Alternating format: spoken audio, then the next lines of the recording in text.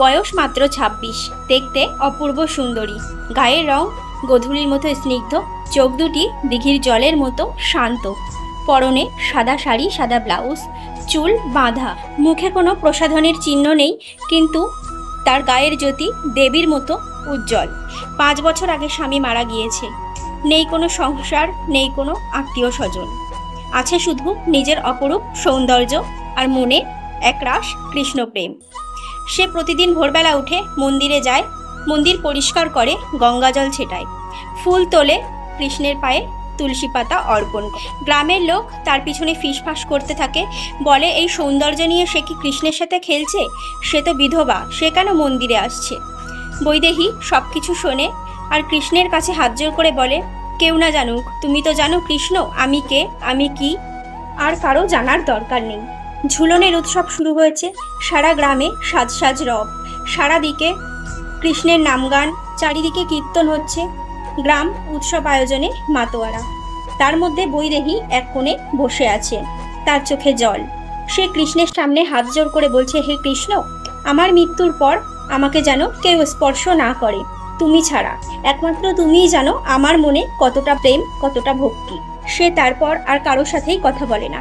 পরদিন সকালে উঠে সবাই দেখে বৈদেহীর মৃতদেহ মন্দিরে পড়ে আছে, তার মুখে একটা প্রশান্তির ছায়া, সে যেন এক অপার কৃষ্ণপ্রেমে ঢলে পড়ে আছে।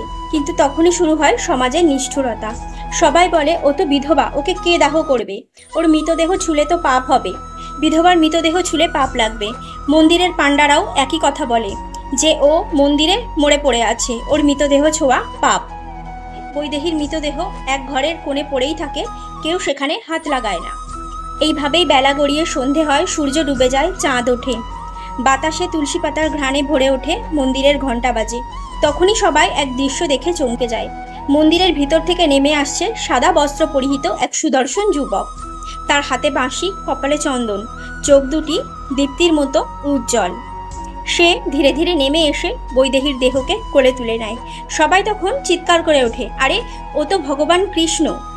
কৃষ্ণ নিজ হাতে চিতা সাজান, তারই হাতে আগুন। তিনি বলেন, এই প্রেম অপবিত্র নয়, এই প্রেম ভক্তির এক প্রতীক। চিতা জ্বলে ওঠে, বাতাসে তুলসী পাতার ঘ্রাণ, ফুলের সুবাস, আকাশে বাঁশির সুর। গ্রামে ঝুলন যাত্রার আয়োজন থেমে গেছে, সব দিকে নিস্তব্ধ। ভগবান শ্রীকৃষ্ণের ছোঁয়ায় এক অপমানিতা ভক্তার শরীর আজ পবিত্র হয়ে উঠেছে। যে প্রেমে সমাজের অপমান ছিল, সেই প্রেমই ছিল ভগবানের কাছে পূর্ণ ভক্তি।